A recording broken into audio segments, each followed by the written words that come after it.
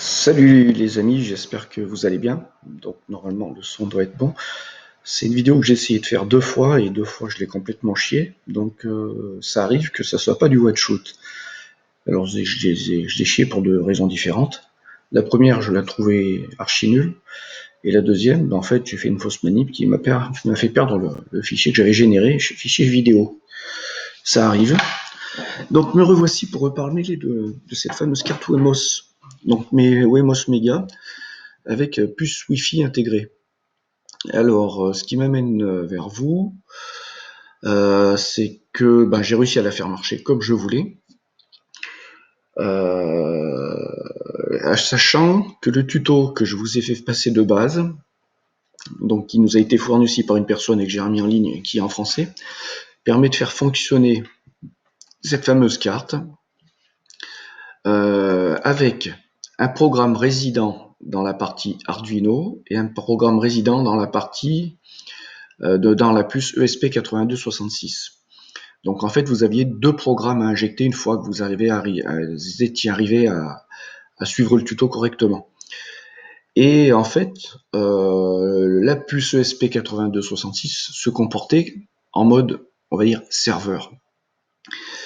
Et pour moi, ça avait un énorme inconvénient, c'est que j'avais pas réussi à trouver la subtilité pour faire un programme qui soit simple et qui fonctionne, pour que l'ESP, enfin la puce ESP 8266 puisse aller lire ou écrire des valeurs pouvant me permettre en interconnexion avec le programme de l'Arduino Mega pour aller échanger des valeurs et piloter des entrées, piloter des sorties ou lire des entrées.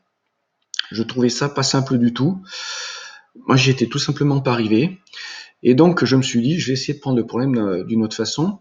Je vais essayer de faire en sorte que tout le programme soit uniquement sur l'Arduino. Donc, en fait, il a fallu que je change de logique. Et là, j'y suis arrivé. Mais je me suis confronté à une difficulté, c'est que pour arriver à faire ça, il fallait que je change le firmware qu'il y avait dans la puce 8266 et que je passe sur un firmware qui soit un firmware compatible avec les commandes AT.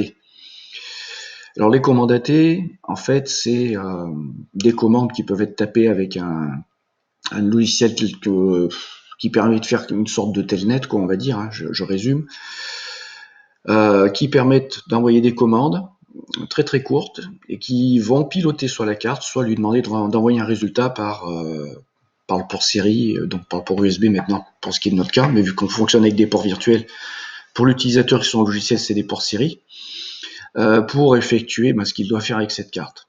Aussi bien la connecter à un réseau Wi-Fi que de rapatrier une information sur sa mémoire, enfin voilà, tout ce qui peut être possible de faire en informatique.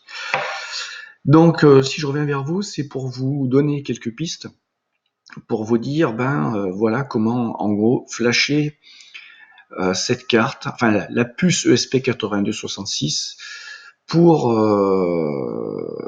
lui mettre un firmware qui fonctionne et ensuite n'avoir à utiliser qu'un seul programme résident dans la carte Mega, donc là où vous passez en config Mega. Alors déjà, sachez que sur cette carte, donc vous l'avez à l'écran, ça sera plus facile pour moi. Vous avez une série de 6 switches, 7 à 8 switches qui sont au milieu. Ces switches définissent le mode de fonctionnement de la carte. Et donc également le mode de fonctionnement de la carte pour envoyer le programme soit dans l'Arduino Mega, soit dans la puce ESP8266. Alors, quand vous avez les 4 premiers switches de 1 à 4 qui sont sur on et les 4 derniers qui sont sur off, vous êtes en mode programmation et run de la carte Arduino Mega. Quand ces 4 premiers switches sont sur off et que les 4, alors je sais pas trop dans quel sens lire, mais enfin c'est marqué dessus, c'est comme le port salut, quand les 4 derniers switches sont sur on et les 4 premiers sur off, vous êtes en mode programmation ou injection firmware ou débugage d'ailleurs, sur la puce ESP8266. En fait, ce système vous permet de travailler avec soit un total, soit avec un des éléments séparés. Ensuite, sachez également qu'il y a sur cette carte un switch qui vous permet d'utiliser le COM 0 ou le COM 3, ce qui va être très important de choisir, parce que dans mon cas de figure, il faut absolument passer sur le COM 3 pour que le dialogue puisse se faire entre la puce ESP8266 et l'Arduino Mega de façon transparente. Et également que le débugger interne du logiciel Arduino, qui se trouve là, puisse fonctionner pour aller lire les valeurs et voir si tout se passe bien. Alors, donc là vous avez vu la carte en gros. Je rappelle, le gros point de fragilité de cette carte, c'est le connecteur USB. Très très fragile. Quand vous êtes tranquillement sur votre bureau, il n'y a pas de souci. Quand vous sortez du bureau, vous êtes sur le terrain avec des positions un peu délicates et tout un bordel autour, vous allez secouer un peu cette carte, ce connecteur, et il ne l'apprécie pas du tout. Donc moi je l'ai renforcé le plus prudemment possible avec le pistolet à colle. J'ai fait un gros pâté en fait, hein, voilà. Vous allez peut-être le voir. Voilà. Moi, je suis dans l'industrie et j'aime ce qui est solide, quoi. Donc, je préfère faire le gros bourrin dégueulasse, mais qui fonctionne plutôt que de refaire dans le chirurgical où dès qu'on aurait le moindre écart de conduite, on le paierait très très cher. Alors, par où je vais commencer? Déjà, je vais commencer par ce qui m'a permis d'avancer pour faire le procédé au flash de cette carte. Sachant que j'ai bousillé une première carte, ça c'est la deuxième, parce que j'ai bousillé le connecteur. Donc, quand on fait comme moi un peu d'expérimentation et de développement, forcément, on fait des conneries et on flingue du matos.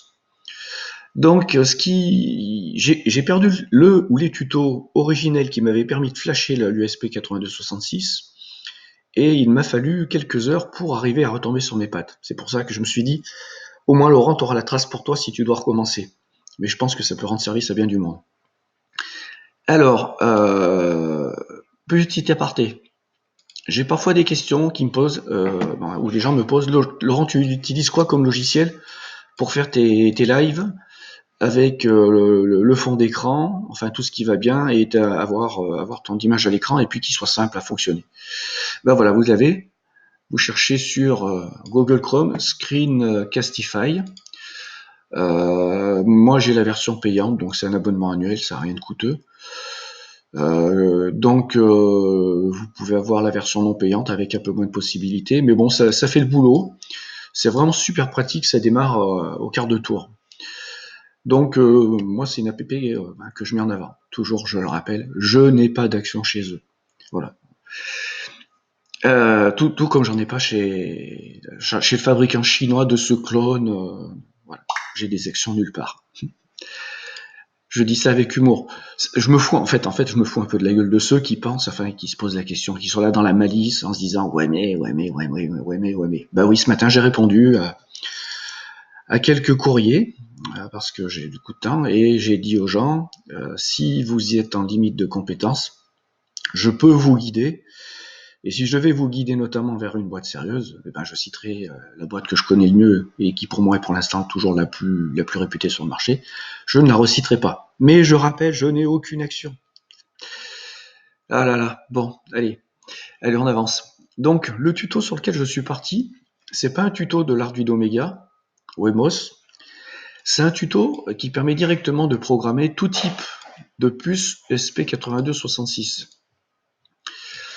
Donc ce tuto est en anglais à la base, et donc là vous voyez une des versions de cartes basée sur le SP8266, puisqu'il y en a plein sur le marché.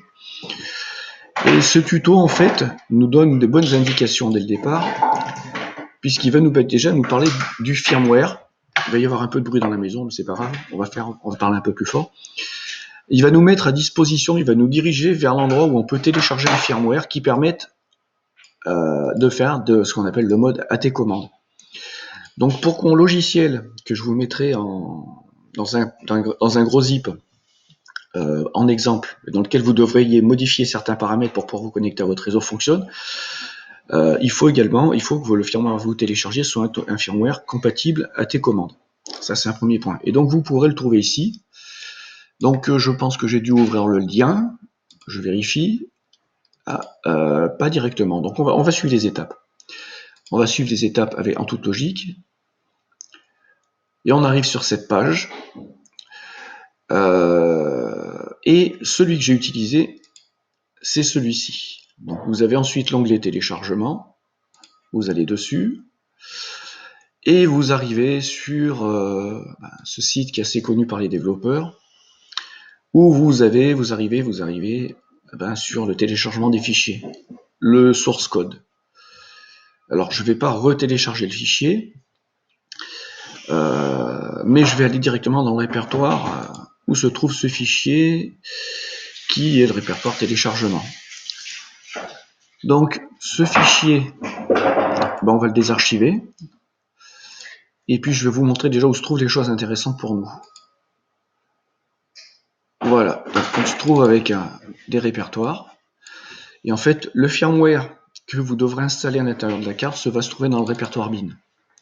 Où là, vous aurez une série de fichiers ici que vous allez en utiliser 3. Celui-ci, et je crois celui-ci de mémoire. Non, 4 et celui-ci. En fait, les deux, c'est le boot 1.2 et le boot 1.6, vous n'utiliserez pas. Et ensuite, les fichiers que vous devrez aller chercher vont se trouver ici. Voilà, ça c'est déjà un premier point. Donc là, tous ces fichiers-là vont vous être utiles et nécessaires pour le firmware. Alors, donc ça c'était le premier point par rapport à où télécharger le firmware et lequel prendre pour être sûr que ça fonctionne dans les mêmes conditions que moi. Donc on va revenir en arrière, 2 pages en arrière. Ensuite, ils vont vous dire télécharger le programme Flash Download Tools. Donc, vous allez télécharger ce programme. Je l'ai déjà téléchargé. Il sera dans le zip complet que je vais vous donner, où il y aura en fait un programme qui fonctionne chez moi. Il y aura, en fait, ça sera un package de tout ce que vous avez besoin pour que ça fonctionne. Vous désarchiverez, vous récupérez chacun des petits, et puis vous ferez vos essais de votre côté, si vous en avez besoin. Donc, vous téléchargez le logiciel. Alors, le logiciel, il va se présenter, en fait, en gros, une fois lancé. Est-ce que j'ai l'image à l'écran? Voilà. Il va se présenter de cette façon. Donc, il y a une page au préalable qui vont vous demander quel type de puce ESP vous devez flasher. Vous voulez flasher. Donc, vous sélectionnerez ESP8266 et vous tomberez sur cette page. Donc là, c'est une image. Et vous aurez l'application qui chez vous sera vierge normalement de ces valeurs et de ces répertoires, de ces noms de répertoires et de ces noms de fichiers. Alors les noms de fichiers que vous voyez ici en vert, ce sont les noms de fichiers que je vous ai mentionnés dans le répertoire qu'on allait explorer. Vous voyez, vous avez le répertoire bin, et puis vous avez le répertoire bin AT. Ensuite 512 plus 512. Et 2 autres fichiers qui sont toujours des fichiers bin. Donc vous avez ces paramètres qui sont les adresses dans lesquelles vont être balancés ces fichiers dans la puce USB, et ensuite vous avez des paramètres par rapport à la carte. Donc si vous êtes sur la même carte que moi, les paramètres qui ont fonctionné pour que je flash et que la carte fonctionne et réponde bien aux commandes AT et que mon utilitaire fonctionne sont ceux-ci. Je suis resté ici à 26 MHz, ici je suis resté à 40, je suis resté en mode QIO et 32 bits. Et puis j'ai coché Spin Auto Set. Alors peut-être que ça peut fonctionner avec moins de paramètres, mais moi c'est avec cela que ça a fonctionné. Ensuite le COM, donc le COM c'est tout bête, c'est là où vous aurez branché votre câble USB Arduino, et puis la vitesse de connexion. Donc en gros vous avez l'essentiel. Cette image, vous aurez cette copie d'écran dans le zip total. Donc, alors bien sûr, pour vous, une fois que vous aurez des IP, le répertoire va changer, puisqu'il va vous falloir aller chercher ces fichiers qui se trouvent dans le répertoire là où vous l'aurez mis, et l'arborescence, ça ne sera pas forcément des 2 points téléchargement, ça sera là où vous l'aurez mis. Alors sachez une chose aussi, c'est que si les valeurs que vous rentrez là sont incompatibles, ça passe en rouge. Également, si les fichiers n'existent pas ou sont cassés ou ne sont pas les bons liens, ça passe en rouge. Vous allez pouvoir comprendre pourquoi je vous dis ça dans une petite démo, parce que je pense que je vais aller vous lancer le logiciel quand même pour vous montrer le processus. Chose qu'on va faire tout de suite d'ailleurs, pour éviter d'oublier. Qu'est-ce que c'est que cette affaire? Kodi, j'ai jamais lancé cette application. Enfin, en tout cas, je m'en suis pas rendu compte. Voilà. Alors, moi, j'ai mon petit répertoire. J'ai un peu de soleil, c'est un peu embêtant. Solaire. Donc, on a le logiciel qui est là. Flash Download Tools. Alors là, c'est un lien qui l'ouvre. Alors, il y a ce que je vous avais dit, les fameux liens pour flasher différentes versions. Donc, ESP8266 Download Tools. Je le lance. Donc, vous voyez que ça lance un exécutable derrière en espèce de mode par commande. Et puis le logiciel ici. Et ce produit, ce que je vous avais dit, alors on va essayer d'être un peu plus clair à l'écran. Ah oui. Donc ce produit, ce que je vous avais dit, ce sont ces fameux en rouge, ça veut dire que c'est faux. Alors tout simplement, le logiciel qui est fait développer par les Chinois a quelques problèmes avec les fontes de caractères lorsqu'il sauvegarde vos derniers paramètres. En fait, lorsque vous quittez le logiciel, il sauvegarde les derniers paramètres. Mais par contre, il y a un problème avec les accents. Et comme mon répertoire, c'était répertoire téléchargement, voilà. Donc en fait, vous aurez compris qu'il faut faire ça sur chacune des lignes, puisque tout aura disparu. Mais une fois que tout est OK, tout passe en vert. Alors je ne vais pas vous faire la démo du flash, je vous donne toutes les indications, et puis de votre côté, il va falloir que vous expérimentiez tout ça. Alors, une fois que tout est en vert, tout est bon, que vous avez mis les paramètres qui seront dans la copie d'écran, ou vous pouvez venir là, chose très importante, il faudra déconnecter la carte, il faudra positionner les switches comme je vous l'ai dit. Alors je vais essayer de mettre donc dans ce sens. Quand le connecteur est vers le haut, les switches à connecter vers le bas pour être en mode programmation de la puce ESP8266 programmation et également injection du firmware. Les 4 premiers, donc 1, 2, 3, 4, doivent être sur off et les 4 derniers sur on, sachant que le dernier ne sert jamais. Mais bon. Donc on peut dire les 3, je dis les 4, comme ça vous faites grouper, et puis vous ne perdez pas dans les repères. Sachez également que pour faire ce flash, il va vous falloir, une fois au moins, procéder à un strap que vous allez faire du GND, donc du point commun neutre, sur la borne GP00 qui se trouve, alors là je vais retourner sur le logiciel, et puis on va retourner sur voilà, on va retourner sur cette. Donc vous prenez les bornes GND, vous en retrouvez 2 ici, et ici vous avez un connecteur, et donc la broche, en fait la broche GP00, ça doit être la deuxième, celle-ci, sur le haut, deuxième sur le haut, donc en partant de la gauche, la deuxième sur le haut. Mais en retournant la carte, vous pouvez vérifier, il y a la nomenclature. Donc, je retourne sur ce fameux logiciel. Une fois que tout est en vert, tout est bien rempli, que vous avez les bonnes adresses, les bons fichiers, vous connectez et vous avez fait les bonnes commutations sur la puce, sur la carte ESP8260, sur la carte Wemos, pour dialoguer avec la puce. Vous faites le strap que je vous ai indiqué, vous reconnectez et vous faites start. Normalement, si je me rappelle bien, rien ne se passe. C'est une fois que vous allez déponter le strap, donc je vous conseille de prendre un connecteur, donc pas là c'est un mâle-mâle, mais un mâle-femelle. Une fois que vous, voilà, j'en ai un mâle-femelle, voilà, la webcam, voilà.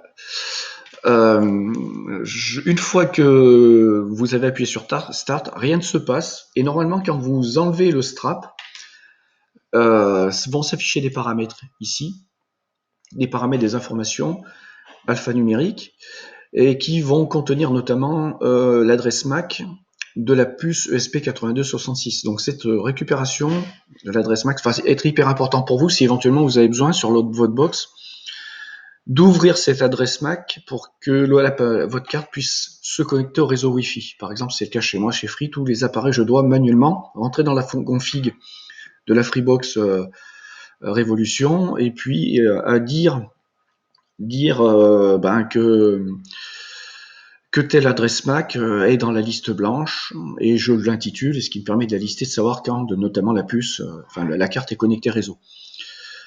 Ce que je devrais aussi également vous dire par rapport au logiciel, mais on va peut-être y aller après, on va voir. Je vais essayer de suivre la démarche logique. Donc là, on a vu où télécharger le firmware, lequel prendre. Alors vous voyez ici, il parle du 2.2.0. Moi, j'ai pris le 2.2.1, mais il a fonctionné sans problème. L'utilitaire, on a vu donc l'utilitaire où se paramétrer quoi paramétrer. Alors, on va essayer de descendre un peu dans cette petite page pour vous faire comprendre. Là, vous avez, on va dire, ce qui est la puce ESP8266 dans sa méthodologie, dans sa façon la plus brute.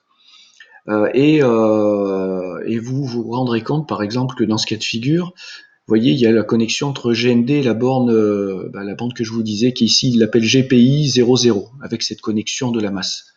Donc moi, pour que ça démarre avec la carte que j'ai, cette connexion, il faut qu'elle soit pas permanente. Il faut, à un moment donné, il faut l'enlever. Ça, c'est ce que j'ai remarqué. Ensuite, voilà, ça c'est intéressant. Parce que justement, vous voyez ici, vous avez l'adresse, la série de caractères alphanumériques, dans l'adresse MAC de votre périphérique.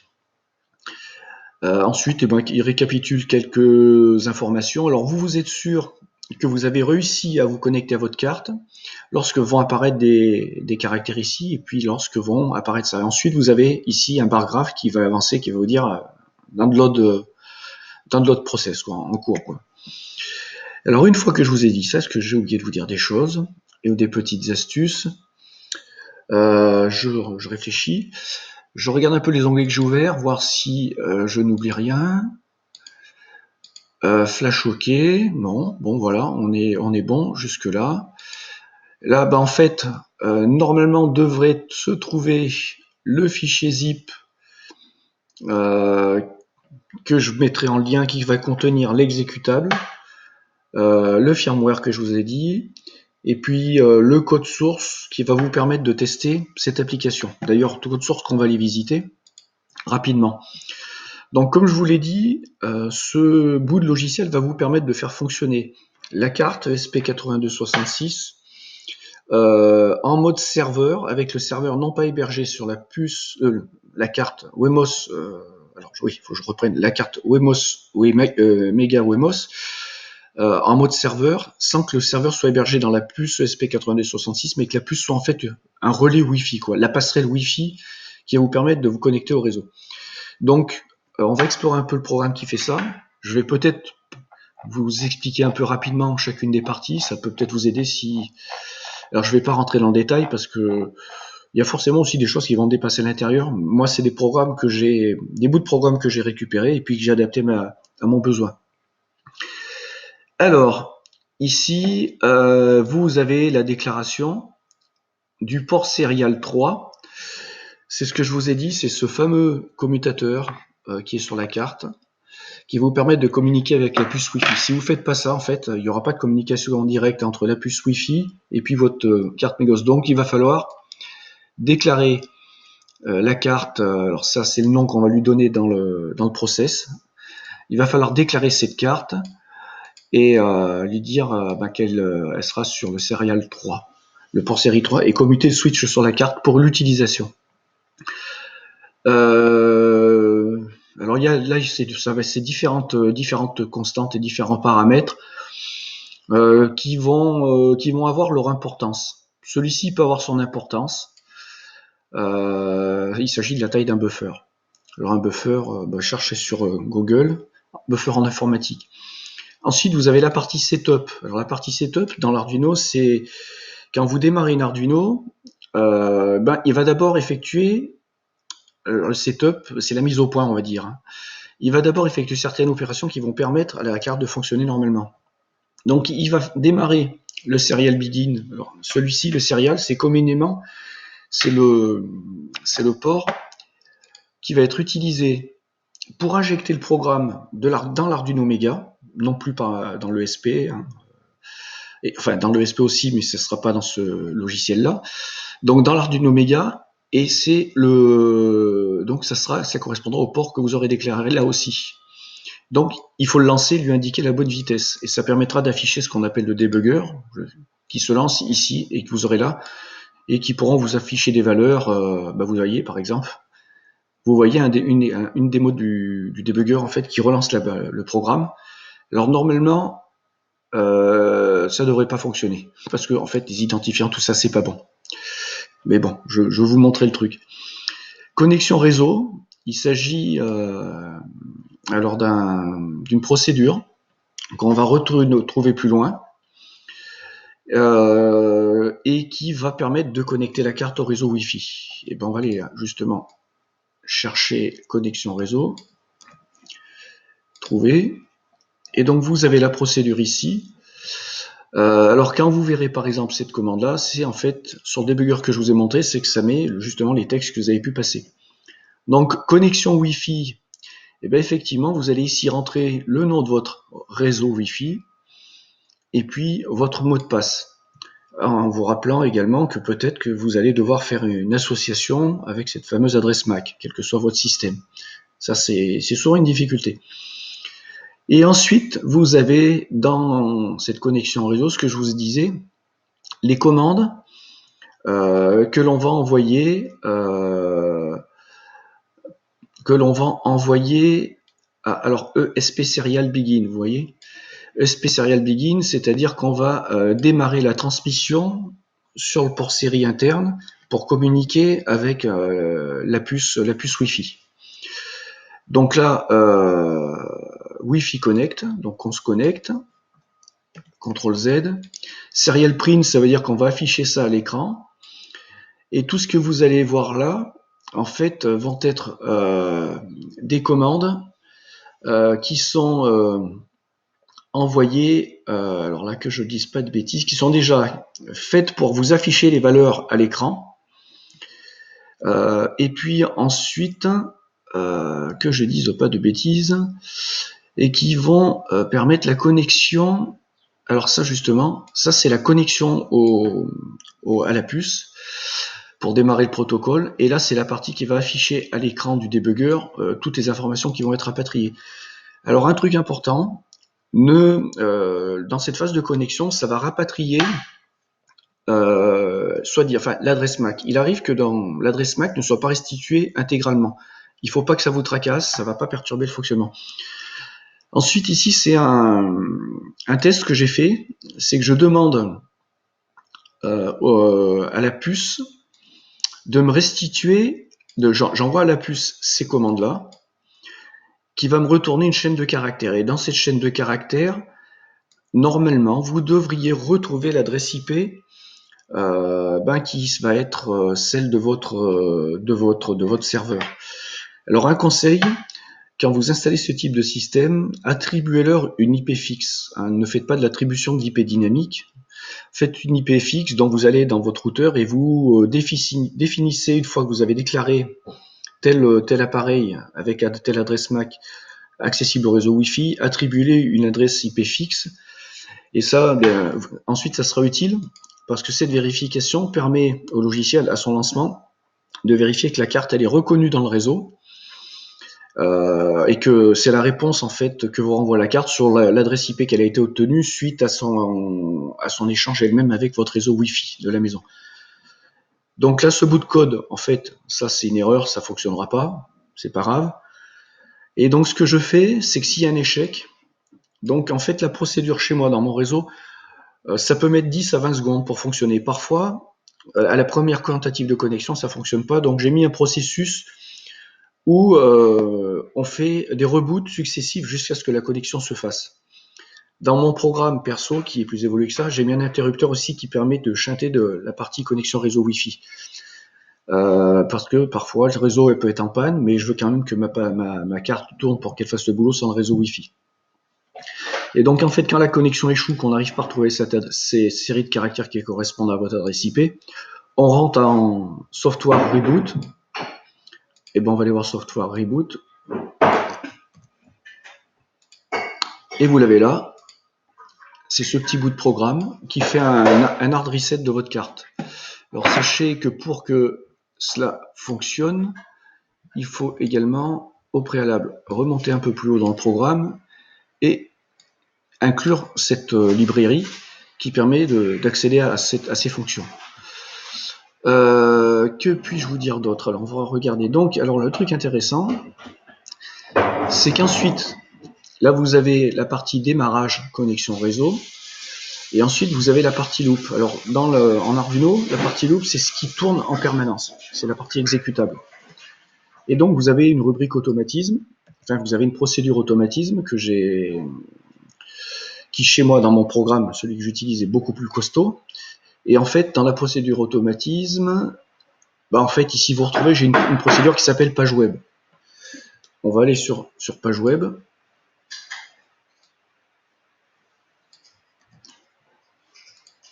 Alors, je vais enlever les guillemets, enfin les parenthèses, normalement. Et là, vous allez vous retrouver avec tout un protocole qui va permettre à votre système de pouvoir faire des interactions avec la page web HTML qui va s'afficher. Et ensuite, on va remonter un peu plus loin. Vous avez une procédure. D'ailleurs, on va faire Alt F pour voir où c'est qu'elle est appelée. Vous voyez que dans page web, vous avez encore un appel à une autre procédure qui s'appelle HomePage. Trouver. Et dans cette HomePage, en fait, vous allez trouver une variable, enfin plusieurs variables, la variable header et la variable content, qui vont ni plus ni moins contenir que le code HTML de votre serveur. Et ensuite, le programme, lui, va envoyer à la puce ESP Serial, rappelez-vous plus haut, c'est la déclaration de la puce, du port série utilisé pour communiquer avec la puce Wi-Fi. Ça va lui envoyer la série de caractères, vous voyez, ça va lui envoyer le header et le content. Et en fait, ça va envoyer quand vous allez l'interroger. Parce que derrière, quand cette page tourne, j'espère que je vais pouvoir le faire. Tiens, le test, ça serait intéressant. Je ne sais pas si ça va fonctionner. Dommage. Dommage, j'aurais pu vous mettre la copie d'écran de la page web, en fait. La page web de tout cela. Parce qu'en fait, aussi, ce que j'ai oublié de vous mentionner, c'est que ce bout de programme qui sera hébergé sur serveur, en fait, vous allez l'interroger et allez le lire avec un navigateur Internet. Que ce soit par le réseau interne ou par le réseau externe 4G. Donc, si vous êtes en réseau interne, vous utiliserez, vous interrogerez l'adresse IP que vous avez sélectionnée, attribuée, configurée dans votre routeur. Si vous êtes en mode externe, si vous êtes chez Free, normalement, chez Free, vous pouvez en fait donner un nom de domaine Free à votre box, à votre serveur. Donc, vous avez accès directement en tapant ça et avec la redirection de port, très important. Ne pas oublier ça, redirection de port. Est-ce que je vais pouvoir... Donc moi je me suis amusé avec le port 81 dans mon exemple normalement. Il faut que je trouve réellement. Voilà. Il y a un paramètre très important, c'est que le port que j'utilise moi dans ma page dans mon serveur, en exemple, c'est le port 81. Et donc, que vous dire d'autre? Donc, lorsque vous allez vous connecter de l'intérieur de votre réseau comme de l'extérieur, vous allez pour l'intérieur être sur votre adresse IP locale. De l'extérieur, il faudra, si vous avez une box XChange, utiliser le nom de domaine que vous avez obtenu de Free pour votre box. Ensuite, il faudra faire une redirection de port exclusivement vers l'adresse IP. Mais si vous n'êtes pas chez Free, je ne sais pas chez les autres, mais par exemple Orange, en fait, il va falloir utiliser un service comme DYDNS qui fait en fait de la redirection dynamique d'adresse IP. Parce que le problème, c'est que l'adresse IP d'une box peut changer. Si vous faites un reboot, votre adresse IP peut changer. Et si vous voulez y accéder de l'extérieur, vous ne pourrez pas. Donc, il va falloir adresser et que votre box contienne le nécessaire pour pouvoir être en dialogue permanent avec le système DYDNS, par exemple, qui a une version gratuite et payante, pour que systématiquement, quand vous taperez le nom de domaine que vous aurez choisi avec DYDNS, corresponde à l'adresse IP qui est cette direction et que ça fonctionne. Voilà, je pense que j'ai à peu près tout dit. C'est une vidéo un peu longue. Je voulais pas faire si long, mais j'essaie de rien oublier. J'ai pris aucune note, j'ai ouvert quelques onglets. Et puis j'espère que ces infos vous seront pratiques parce que moi c'est vraiment ce qui m'a permis de pouvoir faire tourner la boutique, quoi. Donc je vais vérifier quelque chose, ou pas tout de suite, non, ben voilà, on va rester là-dessus. Je télécharge la vidéo et puis vous retrouverez quelques liens vers ce que je vous ai présenté et puis également le lien pour téléchargement du zip global. Allez, à très bientôt.